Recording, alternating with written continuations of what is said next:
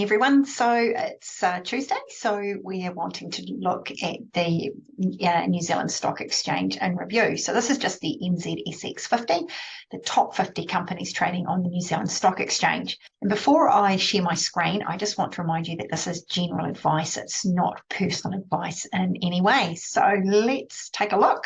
Right, unfortunately, you can see here the NZX has had another fall this week, and it's quite a significant one as well. So that's the third week in a row that we've had a down market. Selling has tapered off. You can just see that by the bottom bar chart down here. But if we run some moving averages over and we'll just see how they are. I mean, I know they're going to be trading well below it, but we'll just have a look. So I've put the 30 period or 30 week moving average on there, and we'll just pop the 15 on as well.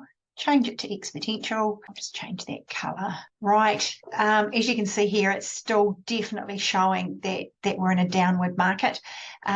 Certainly no news for excitement or anything at the moment. And I think last week I actually spoke about being very, very cautious if a share or even the indices is actually trading under these moving averages. And I do follow someone else for doing the Australian Stock Exchange. For me, it's just a way of mitigating risk by using someone else's methodology. It is very, very similar to what I use, but slight differences. And it just means that I'm obviously keeping an open mind. But when you're trading like this and the market is below the moving averages, that's when things can unfortunately happen. And what I mean there is that your shares can start falling away. And it's really, really important, in my view, to actually have a stop loss in place and decide at what point have I lost enough capital, am I suffering enough pain that I'm going to get out of a share. For me, I'm only comfortable losing 0.5% of my capital in any one share. And so with the New Zealand Stock Exchange like this, continuously trading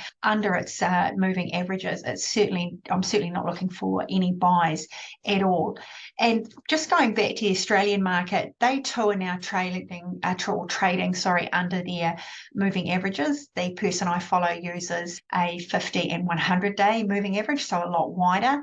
And ever since the market has started trading under those moving averages, I've actually been hit out of a lot, or stopped out of a lot of shares.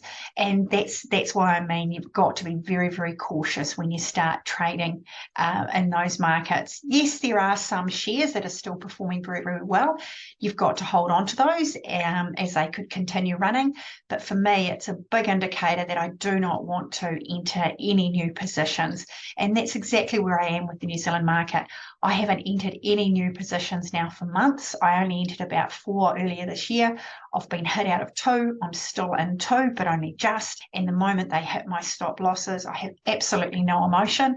I just get out and I wait until these moving averages start to turn around again. So not a lot of excitement this week to report, but just wanted to continually update you as to what my views are on the New Zealand stock market. So I hope this is helping. So yeah, do reach out. Love it when people comment, and I'll continue obviously making these to hopefully help you. And when the market changes, it will certainly get a lot more exciting. So have a great week.